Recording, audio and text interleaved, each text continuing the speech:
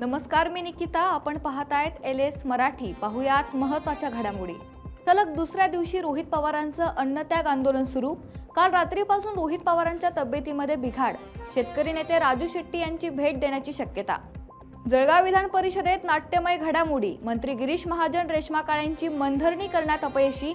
रेश्मा काळे उपमुख्यमंत्री एकनाथ शिंदेंच्या भेटीला. आषाढी वारीच्या पार्श्वभूमीवर वारकऱ्यांना सुविधा उपलब्ध करून देण्यासाठी प्रशासन सज्ज. सुनेत्रा पवार यांच्या उपस्थितीत वारी सोहळ्याच्या नियोजनाबाबत महत्त्वपूर्ण आढावा बैठक पार.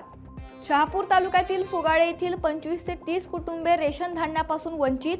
आदिवासी बांधवांना उपासमारीची भीती. सखोल चौकशी करून दोषींवर कारवाई करण्याची मागणी.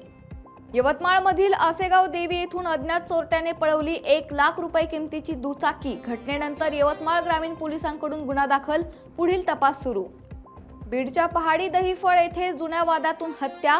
मारहाणीत 42 वर्षीय व्यक्तीचा मृत्यू. चौघांविरुद्ध गुन्हा दाखल. आरोपी फरार.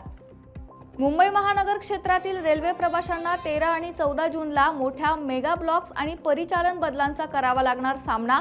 विविध सुविधांयुक्त कामांसाठी मेगा ब्लॉक्स. यंदा अल निनोच्या प्रभावामुळे देशासह राज्यातही दुष्काळी परिस्थिती निर्माण होण्याची शक्यता. संपूर्ण महाराष्ट्रातील धरणांमध्ये केवळ 24.52% पाणीसाठा शिल्लक. मावळ तालुक्यातील शिरगाव परंदवडीमध्ये अवैध गावठी हातभट्टी दारू निर्मिती आणि विक्री करणाऱ्यांविरोधात पोलिसांची मोठी कारवाई. 10,56,000 रुपयांचा मुद्देमाल नष्ट.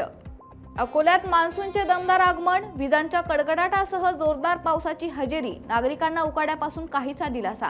या होत्या महत्त्वपूर्ण घडामोडी. पाहत रहा LS मराठी.